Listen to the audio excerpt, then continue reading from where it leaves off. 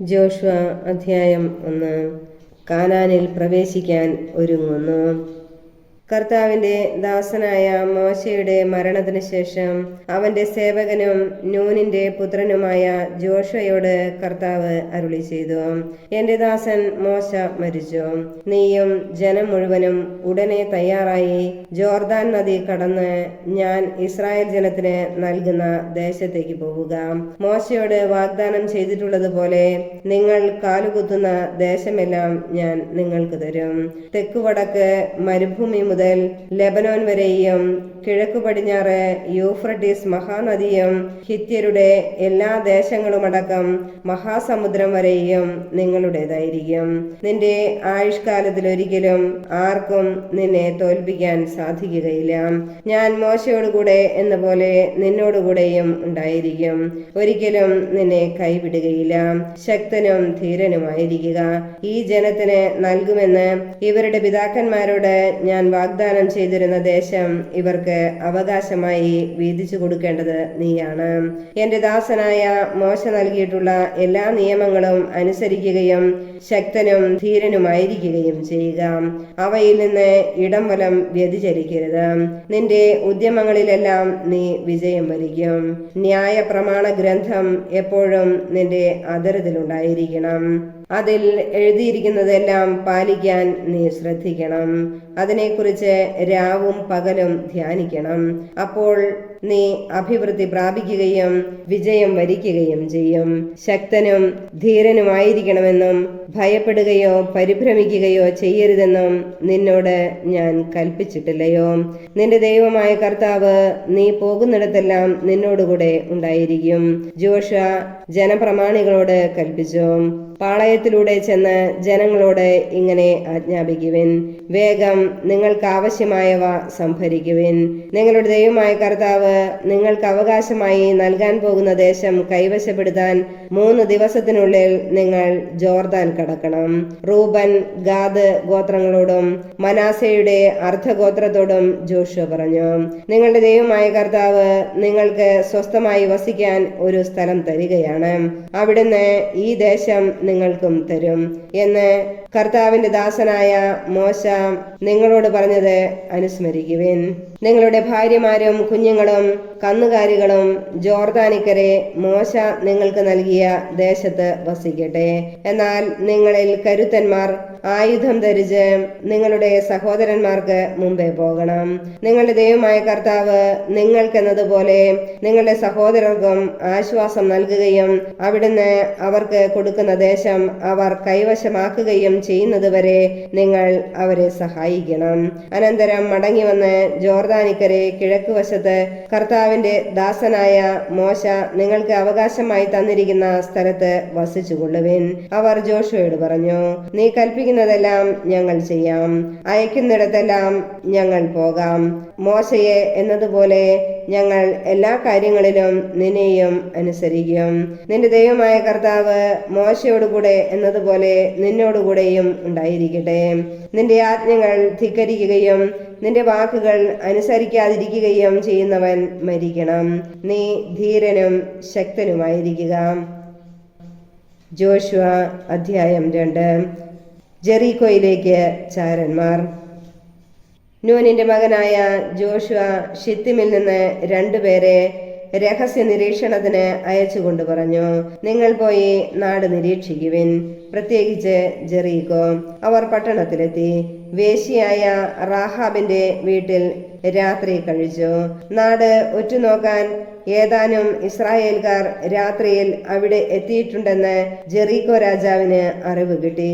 അവൻ ആളയച്ച് റാഹാബിനെ അറിയിച്ചു, നിന്റെ അടുക്കൽ വന്നിട്ടുള്ളവരെ വിട്ടുതരിക. അവർ ദേശം ഒറ്റുനോക്കാൻ വന്നവരാണ്. ഇരുവരെയും ഒളിപ്പിച്ചിട്ട് അവൾ പറഞ്ഞു, ഏതാനും പേർ ഇവിടെ വന്നു എന്നത് വാസ്തവം തന്നെ. എന്നാൽ അവർ എവിടുത്തുകാരാണെന്ന് എനിക്ക് അറിഞ്ഞുകൂടാ. രാത്രിയിൽ പട്ടണവാതിൽ അടയ്ക്കുന്നതിന് മുൻപേ അവർ പുറത്തുപോയി. അവർ എങ്ങോട്ടാണ് പോയതെന്നും എനിക്കറിഞ്ഞുകൂടാ. വേഗം ചെന്നാൽ നിങ്ങൾക്ക് അവരെ പിടികൂടാം. അവളാകട്ടെ അവരെ പുരമുകളിൽ അടുക്കി വച്ചിരുന്ന ചണത്തുണ്ടുകൾക്ക് ഇടയിൽ ഒളിപ്പിച്ചിരുന്നു. അന്വേഷിച്ചു വന്നവർ ജോർദാനിലേക്കുള്ള വഴിയിൽ കടവ് വരെ അവരെ തിരഞ്ഞു. അന്വേഷകർ പുറത്തു കടന്നയുടനെ പട്ടണവാതിൽ അടയ്ക്കുകയും ചെയ്തു. കിടക്കാൻ പോകുന്നതിന് മുമ്പ് റാഹാബ് അവരുടെ അടുക്കൽ ചെന്നു പറഞ്ഞു, കർത്താവ് ഈ ദേശം നിങ്ങൾക്ക് തന്നിരിക്കുന്നു എന്ന് ഞാൻ അറിയുന്നു. നിങ്ങൾ ഞങ്ങളെ ഭയചകിതരാക്കുന്നു. നാട് മുഴുവൻ നിങ്ങളെക്കുറിച്ചുള്ള ഭീതി നിറഞ്ഞിരിക്കുന്നു. നിങ്ങൾ ഈജിപ്തിൽ നിന്ന് പോന്നപ്പോൾ കർത്താവ് നിങ്ങൾക്ക് വേണ്ടി ചെങ്കടലിലെ വെള്ളം വറ്റിച്ചതും ജോർദാനക്കരെ സീഹോൻ, ഓഗ് എന്ന 2 അമോര്യ രാജാക്കന്മാരെ നിങ്ങൾ നിർമൂലമാക്കിയതും ഞങ്ങൾ കേട്ടിട്ടുണ്ട്. ഇത് കേട്ടപ്പോൾ ഞങ്ങളുടെ മനസ്സ് തകർന്നു. നിങ്ങൾ നിമിത്തം എല്ലാവരും നഷ്ടധൈര്യരായി തീർന്നു. മുകളിൽ ആകാശത്തിലും താഴെ ഭൂമിയിലും നിങ്ങളുടെ ദൈവമായ കർത്താവ് തന്നെയാണ് ദൈവം. അതുകൊണ്ട് ഞാൻ നിങ്ങളോട് കാരുണ്യത്തോടെ വർത്തിക്കുന്നത് പോലെ നിങ്ങൾ എന്റെ പിതൃഭവനത്തോടും കാരുണ്യപൂർവം വർത്തിക്കുമെന്ന് കർത്താവിന്റെ നാമത്തിൽ എന്നോട് ശപഥം ചെയ്യുവിൻ. എന്റെ മാതാപിതാക്കളുടെയും സഹോദരന്മാരുടെയും മറ്റ് ബന്ധുക്കളുടെയും ജീവൻ രക്ഷിക്കുമെന്നതിന് ഉറപ്പുള്ള അടയാളവും എനിക്ക് തരണം. അവർ പറഞ്ഞു, നിങ്ങളുടെ ജീവന് പകരം ഞങ്ങളുടെ ജീവൻ കൊടുക്കും. ഇക്കാര്യം നീ ആരോടും പറയാതിരുന്നാൽ കർത്താവ് ഈ ദേശം ഞങ്ങൾക്ക് ഏൽപ്പിച്ചു തരുമ്പോൾ നിങ്ങളോട് കാരുണ്യത്തോടും വിശ്വസ്തയോടും കൂടെ ഞങ്ങൾ വർത്തിക്കും. മതിലിനോട് ചേർത്ത് പണിതതായിരുന്നു അവളുടെ വീട്. ജനലിൽ കൂടി കയറുവഴി അവൾ അവരെ താഴേക്ക് ഇറക്കി വിട്ടു. അവൾ അവരോട് പറഞ്ഞു, തേടിപ്പോയവർ നിങ്ങളെ കണ്ടുമുട്ടാതിരിക്കാൻ നിങ്ങൾ മലമുകളിലേക്ക് പോയി അവർ തിരിച്ചു വരുവോളം 3 ദിവസം അവിടെ ഒളിച്ചിരിക്കുവിൻ. അതിനുശേഷം നിങ്ങളുടെ വഴിക്ക് പോകാം. അവർ പറഞ്ഞു, ഞങ്ങളെ കൊണ്ട് ശപഥം ചെയ്യിച്ച വാഗ്ദാനം ഞങ്ങൾ പാലിക്കും. ഞങ്ങൾ തിരിച്ചു വരുമ്പോൾ ഞങ്ങളെ ഇറക്കിവിട്ട ജനാലയിൽ ചുവന്ന ഈ ചരട് കെട്ടിയിരിക്കണം. നിന്റെ മാതാപിതാക്കളെയും സഹോദരരെയും പിതൃഭവനത്തിലെ എല്ലാവരെയും നിന്റെ വീട്ടിൽ വിളിച്ചു കൂട്ടണം. ആരെങ്കിലും നിന്റെ വീടിന്റെ പടിവാതിൽ കടന്ന് തെരുവിലേക്ക് പോകുന്നുവെങ്കിൽ അവന്റെ മരണത്തിന് അവൻ തന്നെ ഉത്തരവാദിയായിരിക്കും. ഞങ്ങൾ നിരപരാധരും. എന്നാൽ വീട്ടിലായിരിക്കുമ്പോൾ നിങ്ങളിൽ ആരെങ്കിലും വധിക്കപ്പെട്ടാൽ അവന്റെ രക്തത്തിന് ഞങ്ങൾ ഉത്തരവാദികളായിരിക്കും. ഇക്കാര്യം നീ വെളിപ്പെടുത്തിയാൽ ഞങ്ങളെ കൊണ്ട് ചെയ്യിച്ച ഈ ശപഥത്തിൽ നിന്ന് ഞങ്ങൾ വിമുക്തരായിരിക്കും. അങ്ങനെയാവട്ടെ എന്ന് പറഞ്ഞ് അവൾ അവരെ യാത്രയാക്കി. അവർ പോയി. ആ ചുവന്ന ചരട് അവൾ ജനാലയിൽ കെട്ടിയിട്ടു. അന്വേഷകർ തിരിച്ചു വരുന്നതുവരെ 3 ദിവസം അവർ മലയിൽ ഒളിച്ചിരുന്നു. തിരഞ്ഞുപോയവർ വഴിനീളെ അന്വേഷിച്ചെങ്കിലും അവരെ കണ്ടെത്തിയില്ല. അനന്തരം ചാരന്മാർ മലയിൽ നിന്നിറങ്ങി നദി കടന്ന് നൂനിന്റെ മകനായ ജോഷുവയുടെ അടുക്കലെത്തി സംഭവിച്ചതെല്ലാം അറിയിച്ചു. അവർ പറഞ്ഞു, ആ ദേശം കർത്താവ് നമുക്ക് ഏൽപ്പിച്ചു തന്നിരിക്കുന്നു. തീർച്ച അവിടുത്തുകാരെല്ലാം നമ്മെ ഭയപ്പെട്ടാണ് കഴിയുന്നത്. ജോഷുവ അധ്യായം 3. ജോർദാൻ കടക്കുന്നു. ജോഷുവ അതിരാവിലെ എഴുന്നേറ്റ് സകല ഇസ്രായേല്യരോടും കൂടെ ഷിത്തിമിൽ നിന്ന് പുറപ്പെട്ട് ജോർദാൻ നദിക്കരികെ എത്തി. മറുകര കടക്കാൻ സൗകര്യം പാർത്ത് അവിടെ കൂടാരമടിച്ചു.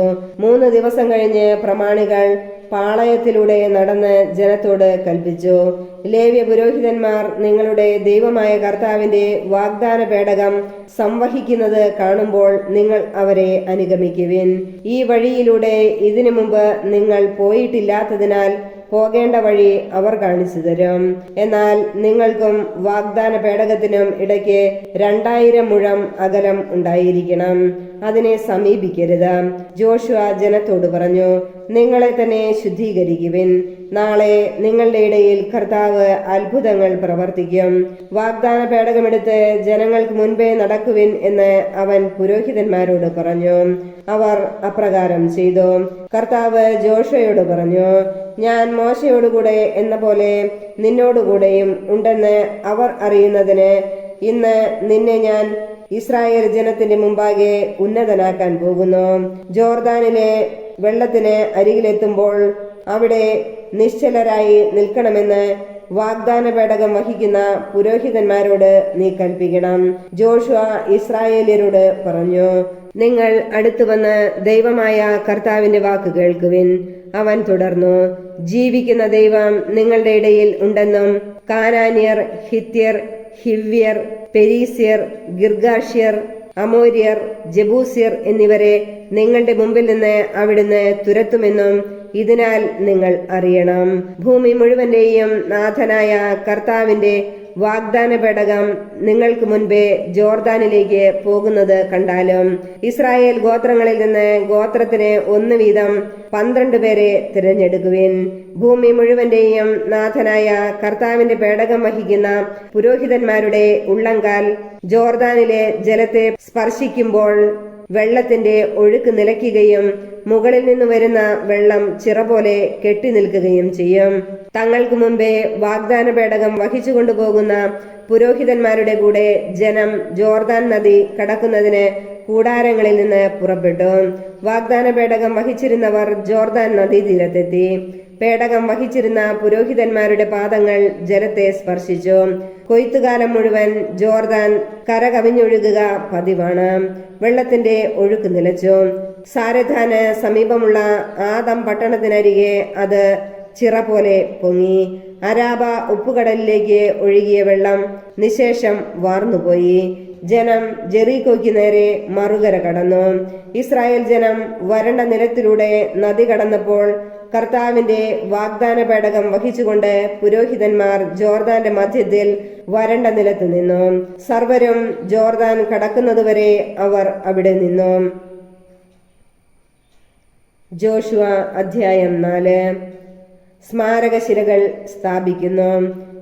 ജനം ജോർദാൻ കടന്നു കഴിഞ്ഞപ്പോൾ കർത്താവ് ജോഷുവയോട് അരുളി ചെയ്തു, ഓരോ ഗോത്രത്തിലും നിന്ന് ഒരാളെ വീതം ജനത്തിൽ നിന്ന് 12 പേരെ തിരഞ്ഞെടുക്കുക. അവരോട് പറയുക, ജോർദാന്റെ നടുവിൽ പുരോഹിതന്മാർ നിന്നിരുന്ന സ്ഥലത്ത് നിന്ന് 12 കല്ല് കൊണ്ടുവന്ന് ഇന്ന് രാത്രി നിങ്ങൾ താവളമടിക്കുന്ന സ്ഥലത്ത് സ്ഥാപിക്കണം. ഗോത്രത്തിന് 1 വീതം ഇസ്രായേൽ ജനത്തിൽ നിന്ന് തിരഞ്ഞെടുത്ത 12 പേരെ ജോഷുവ വിളിച്ചു. അവൻ അവരോട് പറഞ്ഞു, നിങ്ങളുടെ ദൈവമായ കർത്താവിന്റെ പേടകത്തിനു മുമ്പേ ജോർദാന്റെ മധ്യത്തിലേക്ക് പോകുവിൻ. അവിടെ നിന്ന് ഇസ്രായേൽ ഗോത്രങ്ങളുടെ എണ്ണമനുസരിച്ച് ഓരോരുത്തരും ഓരോ കല്ല് ചുമലിൽ എടുക്കണം. ഇത് നിങ്ങൾക്ക് ഒരു സ്മാരകമായിരിക്കും. ഇത് എന്തു സൂചിപ്പിക്കുന്നു എന്ന് ഭാവിയിൽ നിങ്ങളുടെ മക്കൾ ചോദിക്കുമ്പോൾ അവരോട് പറയണം. കർത്താവിന്റെ വാഗ്ദാന പേടകം നദി കടന്നപ്പോൾ ജോർദാനിലെ ജലം വിഭജിക്കപ്പെട്ടു. ഈ കല്ലുകൾ എക്കാലവും ഇസ്രായേൽ ജനത്തെ ഇക്കാര്യം അനുസ്മരിപ്പിക്കും. ജോഷുവ ആജ്ഞാപിച്ചതുപോലെ ജനം ചെയ്തു. കർത്താവ് ജോഷിയോട് പറഞ്ഞതുപോലെ ഇസ്രായേൽ ഗോത്രങ്ങളുടെ എണ്ണമനുസരിച്ച് അവർ ജോർദാനിൽ നിന്ന് 12 കല്ലെടുത്തു. അത് കൊണ്ടുപോയി തങ്ങൾ താമസിച്ചിരുന്ന സ്ഥലത്ത് വച്ചു. ജോർദാന്റെ നടുവിൽ വാഗ്ദാന പേടകം വഹിക്കുന്ന പുരോഹിതന്മാർ നിന്നിരുന്നിടത്തും ജോഷുവ 12 കല്ല് സ്ഥാപിച്ചു. അവ ഇന്നും അവിടെയുണ്ട്. മോശ ജോഷുവയോട് പറഞ്ഞിരുന്നതുപോലെ ചെയ്യാൻ ജനത്തോട് കൽപ്പിക്കണമെന്ന് കർത്താവ് ജോഷുവയോട് അരുളി ചെയ്തു. എല്ലാം ചെയ്തു തീരുവോളം പേടകം വഹിച്ചിരുന്ന പുരോഹിതന്മാർ ജോർദാന് നടുവിൽ നിന്നു. ജനം അതിവേഗം മറുകര കടന്നു. ജനം കടന്നു കഴിഞ്ഞപ്പോൾ കർത്താവിന്റെ പേടകം വഹിച്ചുകൊണ്ട് പുരോഹിതന്മാരും നദി കടന്ന് അവർക്ക് മുമ്പേ നടന്നു. മോശ കൽപ്പിച്ചിരുന്നതുപോലെ റൂബൻ, ഗാദ് ഗോത്രങ്ങളും മനാസയുടെ അർദ്ധഗോത്രവും യുദ്ധസന്നദ്ധരായി ഇസ്രായേല്യർക്ക് മുമ്പേ നടന്നു. ഏകദേശം 40,000 യോദ്ധാക്കൾ കർത്താവിന്റെ മുമ്പിൽ ജെറീക്കോ സമതലത്തിലേക്ക് നീങ്ങി. അന്ന് കർത്താവ് ഇസ്രായേൽ ജനത്തിന്റെ മുമ്പാകെ ജോഷുവയെ മഹത്വപ്പെടുത്തി. അവർ മോശയെ പോലെ അവനെയും ബഹുമാനിച്ചു. കർത്താവ് ജോഷുവയോട് അരുളി ചെയ്തു, സാക്ഷ്യപേടകം വഹിക്കുന്ന പുരോഹിതന്മാരോട് ജോർദാനിൽ നിന്ന് കയറി വരാൻ കൽപ്പിക്കുക. ജോഷുവ അവരോട് കയറി വരാൻ കൽപ്പിച്ചു. കർത്താവിന്റെ വാഗ്ദാന പേടകം വഹിച്ചിരുന്ന പുരോഹിതന്മാർ ജോർദാനിൽ നിന്ന് കയറി. കരയിൽ കാൽ കുത്തിയപ്പോൾ ജോർദാനിലെ വെള്ളം പഴയപടി ഒഴുകി കര കവിഞ്ഞു. 1-ാം മാസം 10-ാം ദിവസമാണ് ജനം ജോർദാനിൽ നിന്ന് കയറി ജെറീക്കോയുടെ കിഴക്കേ അതിർത്തിയിലുള്ള ഗിൽഗാലിൽ താവളമടിച്ചത്. ജോർദാനിൽ നിന്ന് കൊണ്ടുവന്ന 12 കല്ല് ജോഷുവ ഗിൽഗാലിൽ സ്ഥാപിച്ചു. അവൻ ഇസ്രായേൽ ജനത്തോട് പറഞ്ഞു, ഭാവിയിൽ നിങ്ങളുടെ സന്തതികൾ പിതാക്കന്മാരോട് ഈ കല്ലുകൾ എന്തു സൂചിപ്പിക്കുന്നു എന്ന് ചോദിക്കുമ്പോൾ ഇസ്രായേൽ ഉണങ്ങിയ നിലത്തുകൂടി ജോർദാൻ കടന്നു എന്ന് നിങ്ങൾ അവർക്ക് പറഞ്ഞു കൊടുക്കണം. ദൈവമായ കർത്താവ് ഞങ്ങൾ കടന്നു കഴിയുന്നതുവരെ ചെങ്കടൽ വറ്റിച്ചതുപോലെ നിങ്ങൾ കടക്കുന്നതുവരെ ജോർദാനിലെ വെള്ളവും വറ്റിച്ചു. അങ്ങനെ ദൈവമായ കർത്താവിനെ നിങ്ങൾ എന്നെന്നും ഭയപ്പെടുകയും അവിടുത്തെ കരങ്ങൾ ശക്തമാണെന്ന് ലോകമെങ്ങുമുള്ള ജനങ്ങൾ അറിയുകയും ചെയ്യട്ടെ. ജോഷുവ അധ്യായം 5. ഇസ്രായേൽ ഗിൽഗാലിൽ. ഇസ്രായേൽ ജനത്തിന് അക്കരെ കടക്കാൻ വേണ്ടി കർത്താവ് ജോർദാനിലെ ജലം വറ്റിച്ചു കളഞ്ഞെന്ന് കേട്ടപ്പോൾ അതിന്റെ പടിഞ്ഞാറേ കരയിലുള്ള അമോര്യ രാജാക്കന്മാരും സമുദ്രതീരത്തുള്ള കാനാന്യ രാജാക്കന്മാരും അവരെ ഭയപ്പെട്ട് ചഞ്ചലചിത്തരായി. അപ്പോൾ കർത്താവ് ജോഷുവയോട് കൽപ്പിച്ചു, കൽക്കത്തിയുണ്ടാക്കി ഇസ്രായേൽ ജനത്തെ പരിച്ഛേദനം ചെയ്യുക. ജോഷുവ ഗിബയാത്ത് ഹരലോത്തിൽ കൽക്കത്തി കൊണ്ട് ഇസ്രായേൽ മക്കളെ പരിച്ഛേദനം ചെയ്തു. അവരെ പരിച്ഛേദനം ചെയ്യാൻ കാരണം ഇതാണ്: ഈജിപ്തിൽ നിന്ന് പുറപ്പെട്ടപ്പോൾ യുദ്ധം ചെയ്യാൻ പ്രായമായിരുന്ന പുരുഷന്മാർ മരുഭൂമിയിലൂടെയുള്ള യാത്രക്കിടയിൽ മരിച്ചുപോയി. ഈജിപ്തിൽ നിന്ന് പുറപ്പെട്ടവരെല്ലാം പരിച്ഛേദിതരായിരുന്നെങ്കിലും യാത്രാമധ്യേ ജനിച്ചവർ പരിച്ഛേദിതരായിരുന്നില്ല. ഇസ്രായേൽ ജനം 40 സംവത്സരം മരുഭൂമിയിലൂടെ നടന്നു.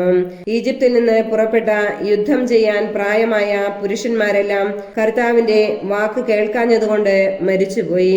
അവർക്ക് നൽകുമെന്ന് പിതാക്കന്മാരോട് വാഗ്ദാനം ചെയ്ത തേനും പാലും ഒഴുകുന്ന ദേശം അവരെ കാണിക്കുകയില്ലെന്ന് കർത്താവ് ശപഥം ചെയ്തിരുന്നു.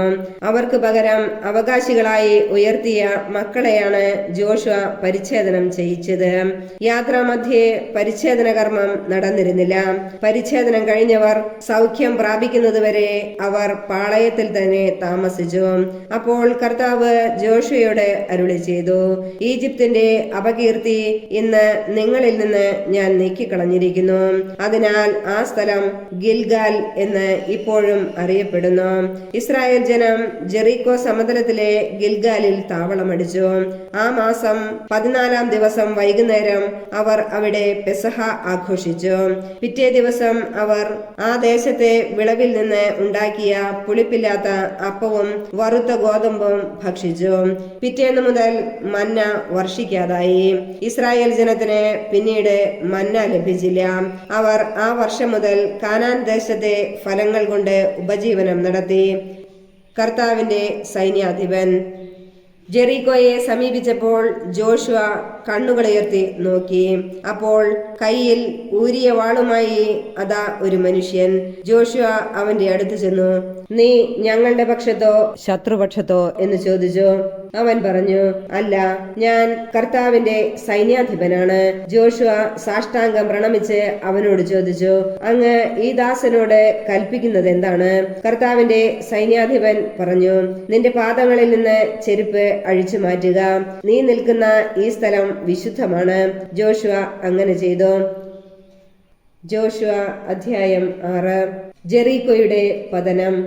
ഇസ്രായേൽ ജനത്തെ ഭയന്ന് ജെറീക്കോ പട്ടണം അടച്ച് ഭദ്രമാക്കിയിരുന്നു. ആരും പുറത്തേക്ക് പോവുകയോ അകത്തേക്ക് വരികയോ ചെയ്തില്ല. കർത്താവ് ജോഷുവയോട് അരുളി ചെയ്തു, ഇതാ ഞാൻ ജെറീക്കോ പട്ടണത്തെ അതിന്റെ രാജാവിനോടും യുദ്ധവീരന്മാരോടും കൂടെ നിന്റെ കരങ്ങളിൽ ഏൽപ്പിച്ചിരിക്കുന്നു. നിങ്ങളുടെ യോദ്ധാക്കൾ ദിവസത്തിൽ ഒരിക്കൽ പട്ടണത്തിന് ചുറ്റും നടക്കണം. ഇങ്ങനെ 6 ദിവസം ചെയ്യണം.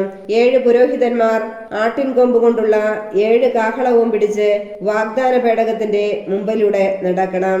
7-ാം ദിവസം പുരോഹിതന്മാർ കാഹളം മുഴക്കുകയും നിങ്ങൾ പട്ടണത്തിന് ചുറ്റും 7 പ്രാവശ്യം നടക്കുകയും വേണം. അവർ കാഹളം മുഴക്കുന്നത് കേൾക്കുമ്പോൾ നിങ്ങൾ ആർത്ത് അട്ടഹസിക്കണം. അപ്പോൾ പട്ടണത്തിന്റെ മതിൽ നിലംപതിക്കും. നിങ്ങൾ നേരെ ഇരച്ചു കയറുക. നൂനിന്റെ മകനായ ജോഷുവ പുരോഹിതന്മാരെ വിളിച്ചു പറഞ്ഞു, വാഗ്ദാന പേടകം എടുക്കുക. 7 പുരോഹിതന്മാർ കർത്താവിന്റെ പേടകത്തിന്റെ മുമ്പിൽ ആട്ടിൻകൊമ്പ് കൊണ്ടുള്ള 7 കാഹളം പിടിച്ചുകൊണ്ട് നിൽക്കട്ടെ. അവൻ ജനത്തോട് പറഞ്ഞു, മുന്നോട്ടു പോകുവിൻ, പട്ടണത്തിന് ചുറ്റും നടക്കുവിൻ. ആയുധധാരികൾ കർത്താവിന്റെ പേടകത്തിന് മുമ്പിൽ നടക്കട്ടെ. ജോഷുവ കൽപ്പിച്ചതുപോലെ 7 പുരോഹിതന്മാർ ആട്ടിൻ കൊമ്പ് കൊണ്ടുള്ള കാഹളം മുഴക്കിക്കൊണ്ട് കർത്താവിന്റെ മുമ്പിൽ നടന്നു.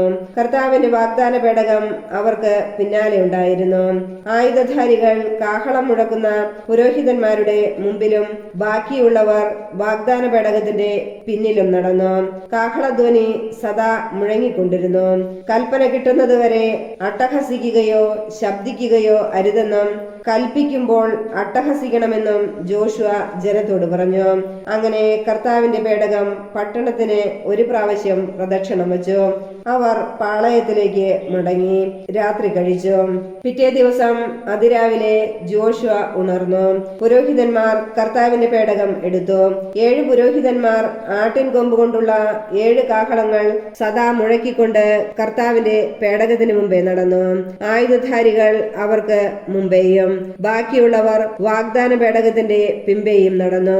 കാഹളധ്വനി സദാ മുഴങ്ങിക്കൊണ്ടിരുന്നു. 2-ാം ദിവസവും അവർ പട്ടണത്തിന് പ്രദക്ഷിണം വയ്ക്കുകയും പാളയത്തിലേക്ക് മടങ്ങുകയും ചെയ്തു. 6 ദിവസം ഇങ്ങനെ ചെയ്തു. 7-ാം ദിവസം അതിരാവിലെ ഉണർന്ന് ആദ്യത്തേതുപോലെ 7 പ്രാവശ്യം അവർ പ്രദക്ഷിണം വെച്ചു. അന്നു മാത്രമേ 7 പ്രാവശ്യം പ്രദക്ഷിണം വെച്ചുള്ളൂ. 7-ാം പ്രാവശ്യം പുരോഹിതന്മാർ കാഹളം മുഴക്കിയപ്പോൾ ജോഷുവ ജനത്തോട് പറഞ്ഞു, അട്ടഹസിക്കുവിൻ, ഈ പട്ടണം കർത്താവ് നിങ്ങൾക്ക് നൽകിയിരിക്കുന്നു. പട്ടണവും അതിലുള്ള സമസ്തവും കർത്താവിന് കാഴ്ചയായി നശിപ്പിക്കപ്പെടേണ്ടതാണ്.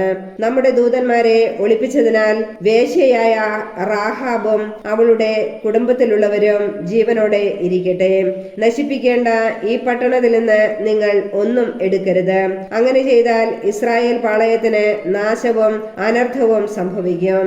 എന്നാൽ വെള്ളിയും സ്വർണവും പിച്ചളയും ഇരുമ്പും കൊണ്ട് നിർമ്മിതമായ പാത്രങ്ങൾ കർത്താവിന് വിശുദ്ധമാണ്. അവ കർത്താവിന്റെ ഭണ്ഡാരത്തിൽ നിക്ഷേപിക്കണം. കാഹളം മുഴങ്ങി. കാഹളധ്വനി കേട്ടപ്പോൾ ജനം ആർത്തട്ടഹസിക്കുകയും മതിൽ നിലംപതിക്കുകയും ചെയ്തു. അവർ ഇരച്ചു കയറി പട്ടണം പിടിച്ചെടുത്തു. അതിലുള്ള സമസ്തവും അവർ നിശേഷം നശിപ്പിച്ചു. പുരുഷന്മാരെയും സ്ത്രീകളെയും കുട്ടികളെയും വൃദ്ധന്മാരെയും ആടുമാടുകളെയും കഴുതകളെയും അവർ വാളിനിരയാക്കി. ദേശനിരീക്ഷണത്തിന് പോയ ഇരുവരോടും ജോഷുവ പറഞ്ഞു, നിങ്ങൾ ആ വേശ്യയുടെ വീട്ടിൽ ചെന്ന് അവളോട് സത്യം ചെയ്തിരുന്നത് പോലെ അവളെയും കുടുംബാംഗങ്ങളെയും പുറത്തു കൊണ്ടുവരുവിൻ. ആ യുവാക്കൾ അവിടെ ചെന്ന് റാഹാബിനെയും അവളുടെ മാതാപിതാക്കളെയും സഹോദരരെയും ബന്ധുജനങ്ങളെയും കൊണ്ടുവന്ന് ഇസ്രായേൽ പാളയത്തിന് പുറത്ത് താമസിപ്പിച്ചു. പിന്നീട് അവർ ആ പട്ടണവും അതിലുള്ള സമസ്തവും അഗ്നിക്കിരയാക്കി. പിച്ചളയും ഇരുമ്പും കൊണ്ടുണ്ടാക്കിയ പാത്രങ്ങളും സ്വർണവും വെള്ളിയും അവർ കർത്താവിന്റെ ഭണ്ഡാകാരത്തിൽ നിക്ഷേപിച്ചു. വേശ്യയായ റാഹാബിനെയും അവളുടെ പിതൃഭവനത്തെയും വസ്തുവകകളെയും ജോഷുവ സംരക്ഷിച്ചു. എന്തെന്നാൽ ജെറീക്കോ നിരീക്ഷിക്കുന്നതിന് ജോഷുവ അയച്ച ദൂതന്മാരെ അവൾ ഒളിപ്പിച്ചു. അവളുടെ കുടുംബം ഇസ്രായേലിൽ ഇന്നുമുണ്ട്. ജോഷുവ അന്ന് അവരോട് ശപഥം ചെയ്തു പറഞ്ഞു, ജെറീക്കോ പുതുക്കി പണിയാൻ തുനിയുന്നവൻ ശക്തൻ, അതിന്റെ അടിസ്ഥാനമിടാൻ ഒരുമ്പിടുന്നവന് അവന്റെ മൂത്ത മകനും കവാടങ്ങൾ നിർമ്മിക്കാൻ പരിശ്രമിക്കുന്നവന് അവന്റെ ഇളയ മകനും നഷ്ടപ്പെടും. കർത്താവ് ജോഷുവയോടുകൂടെ ഉണ്ടായിരുന്നു. അവന്റെ കീർത്തി നാട്ടിലെങ്ങും വ്യാപിച്ചു. ജോഷുവ അധ്യായം 7. ആഖാന്റെ പാപം. തനിക്ക് ബലിയായി ദഹിപ്പിക്കേണ്ട ജെറീക്കോയിൽ നിന്ന് ഒന്നും എടുക്കരുതെന്ന് കർത്താവ് നൽകിയ കൽപ്പന ഇസ്രായേൽ ജനം ലംഘിച്ചു. യൂദാ ഗോത്രത്തിൽപ്പെട്ട സേരായുടെ മകൻ സബ്ദിയുടെ പൗത്രനും കാർമിയുടെ പുത്രനുമായ ആഖാൻ നിഷിദ്ധ വസ്തുക്കളിൽ ചിലതെടുത്തു. തന്മൂലം കർത്താവിന്റെ കോപം ഇസ്രായേൽ ജനത്തിനെതിരെ ജ്വലിച്ചു. ബഥേലിന് കിഴക്ക് ബഥാവന് സമീപത്തുള്ള ആയി പട്ടണത്തിലേക്ക് ജെറീക്കോയിൽ നിന്ന് ജോഷുവ ആളുകളെ അയച്ചു പറഞ്ഞു, നിങ്ങൾ പോയി അവിടം രഹസ്യമായി നിരീക്ഷിക്കുവിൻ. അവർ അങ്ങനെ ചെയ്തു. അവർ തിരികെ വന്ന് ജോഷുവയോട് പറഞ്ഞു, എല്ലാവരും അങ്ങോട്ട് പോകേണ്ടതില്ല. 2000-ഓ 3000-ഓ പേർ പോയി ആയിയെ ആക്രമിക്കട്ടെ. എല്ലാവരും പോയി ബുദ്ധിമുട്ടേണ്ടതില്ല, കാരണം അവർ കുറച്ചുപേർ മാത്രമേയുള്ളൂ. അങ്ങനെ അവരിൽ നിന്ന് ഏകദേശം 3000 പേർ പോയി. എന്നാൽ അവർ ആയി പട്ടണക്കാരുടെ മുമ്പിൽ തോറ്റോടി. ആയി നിവാസികൾ 36ഓളം പേരെ വധിച്ചു. അവർ അവരെ നഗര കവാടം മുതൽ ഷെബാറിം വരെ പിന്തുടരുകയും താഴോട്ട് ഇറങ്ങുമ്പോൾ വധിക്കുകയും ചെയ്തു. ജനം ഭയചകിതരായി. ജോഷുവ വസ്ത്രം കീറി. അവനും ഇസ്രായേലിലെ ശ്രേഷ്ഠന്മാരും ശിരസിൽ പൊടി വാരിയിട്ട് സായാഹ്നം വരെ കർത്താവിന്റെ വാഗ്ദാന പേടകത്തിന് മുമ്പിൽ സാഷ്ടാംഗം വീണ് കിടന്നു. ജോഷുവ പ്രാർത്ഥിച്ചു, ദൈവമായ കർത്താവെ, അമോര്യരുടെ കൈകളിൽ ഏൽപ്പിച്ച് നശിപ്പിക്കുന്നതിന് അങ്ങ് ഈ ജനത്തെ എന്തിന് ജോർദാനിക്കരെ കൊണ്ടുവന്നു? അക്കരെ താമസിച്ചാൽ മതിയായിരുന്നു. കർത്താവെ, ഇസ്രായേൽക്കാർ ശത്രുക്കളോട് തോറ്റു പിൻവാങ്ങിയ ഈ അവസരത്തിൽ ഞാൻ എന്തു പറയേണ്ടു? കാനാന്യരും അവിടെയുള്ള മറ്റുള്ളവരും ഇത് കേൾക്കും. അവർ ഞങ്ങളെ വളയുകയും ഞങ്ങളുടെ നാമം ഭൂമുഖത്ത് നിന്ന് തുടച്ചു മാറ്റുകയും ചെയ്യുമ്പോൾ അങ്ങയുടെ നാമത്തിന്റെ മഹത്വം കാക്കാൻ എന്തു ചെയ്യും? കർത്താവ് ജോഷുവയോട് അരുളി ചെയ്തു, എഴുന്നേൽക്കുക, നീ എന്തിന് ഇങ്ങനെ സാഷ്ടാംഗം വീണ് കിടക്കുന്നു? ഇസ്രായേൽ പാപം ചെയ്തിരിക്കുന്നു. എന്റെ കൽപ്പന അവർ ലംഘിച്ചു. നിഷിദ്ധ വസ്തുക്കളിൽ ചിലത് അവർ കൈവശപ്പെടുത്തി. അവ തങ്ങളുടെ സാമാനങ്ങളോടുകൂടെ വച്ചിട്ട് വ്യാജം പറയുകയും ചെയ്തിരിക്കുന്നു. അതിനാൽ ഇസ്രായേൽ ജനത്തിന് ശത്രുക്കളെ ചെറുത്തു നിൽക്കാൻ സാധിക്കുന്നില്ല. അവരുടെ മുമ്പിൽ തോറ്റു പിന്മാറുന്നു. എന്തെന്നാൽ അവർ നശിപ്പിക്കപ്പെടാനുള്ള ഒരു വസ്തുവായി തീർന്നിരിക്കുന്നു. നിങ്ങൾ എടുത്ത നിഷിദ്ധ വസ്തുക്കൾ നശിപ്പിക്കുന്നില്ലെങ്കിൽ ഞാൻ ഇനി നിങ്ങളോടുകൂടെ ഉണ്ടായിരിക്കുകയില്ല. നീ എഴുന്നേറ്റ് ജനത്തെ ശുദ്ധീകരിക്കുക. നാളത്തേക്ക് തങ്ങളെ തന്നെ ശുദ്ധീകരിക്കാൻ അവരോട് പറയുക. ഇസ്രായേലിന്റെ ദൈവമായ കർത്താവ് അരുളി ചെയ്യുന്നു, ഇസ്രായേലെ, നിഷിദ്ധ വസ്തുക്കൾ നിങ്ങളുടെ ഇടയിൽ ഉണ്ട്.